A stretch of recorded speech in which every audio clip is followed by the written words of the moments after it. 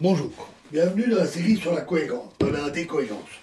Donc, continuons notre analyse sur le réalisme. Alors, j'ai strictement opposé positivisme et réalisme, mais notons que le réalisme peut difficilement être rejeté. Qui oserait nier qu'il y a une réalité qui nous entoure? euh, À part peut-être ceux qui font trop de philosophie. Que l'univers est peut-être très différent de ce que nos sens limités nous montrent, mais qu'il existe bel et bien, qui n'est pas une pure illusion. La grande majorité des physiciens, adoptant une attitude positiviste, ne rejettent pas l'existence du réel, mais refusent simplement d'utiliser en physique autre chose que ce qu'ils peuvent manipuler de manière objective, les résultats des mesures. Pour eux, cette réalité indépendante de l'observation n'est pas inexistante, mais seulement indigne de l'intérêt du physicien. C'est surtout sur ce point que le positivisme s'oppose au réalisme dans la pratique. Comme je l'ai dit, les arguments des positivistes sont sur ce point totalement inattaquables, puisque si on ne peut pas le mesurer, on ne peut pas le prouver. Sauf peut-être sur le caractère indigne du sujet. Tout sujet peut être digne de réflexion. Il faut d'abord l'avoir exploré avant d'affirmer que rien ne peut en être retiré. En outre, les bénéfices d'une telle analyse peuvent être multiples et ne se résument pas nécessairement à faire des prédictions expérimentalement vérifiables. En parlant des difficultés du positivisme, euh, nous avons relevé des constructions théoriques qui utilisent des concepts, comme la fonction d'onde par exemple, qui nécessitent une interprétation. De toute évidence, ces magnifiques constructions de l'esprit humain, basées sur l'expérience, ne sont pas, comme je l'ai déjà signalé, qu'une simple collection de valeurs mesurées. Comprendre la signification profonde d'une théorie a un intérêt théorique.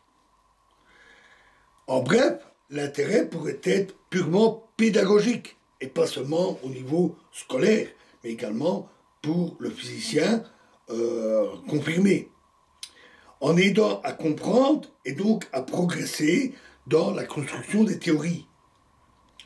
Et rien que cela est parfaitement digne d'intérêt pour le physicien, en tout cas pour le théoricien, bien entendu.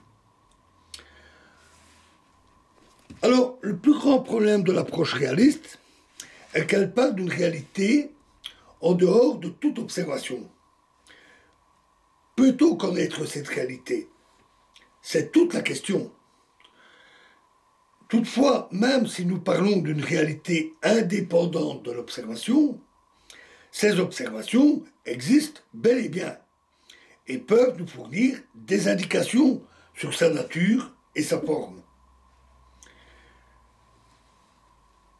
Le, le cas du réalisme local qui a été invalidé en est un bel exemple, puisque c'est sur base de la théorie et d'expérience qu'on a pu prouver qu'elle était fausse. Évidemment, il se peut que la raison nous amène à plusieurs possibilités, plusieurs descriptions consistantes avec les observations. Dans ce cas, comment trancher? Même si nous rencontrons ces difficultés, le simple fait de pouvoir décrire une réalité possible est déjà un pas important. L'important est d'en avoir une description, même abstraite, du moment qu'elle est consistante et satisfait éventuellement à certains critères. Nous sommes donc confrontés à deux choses. Un, comment définir le réel? Comment décrire? Et deux, quels critères euh,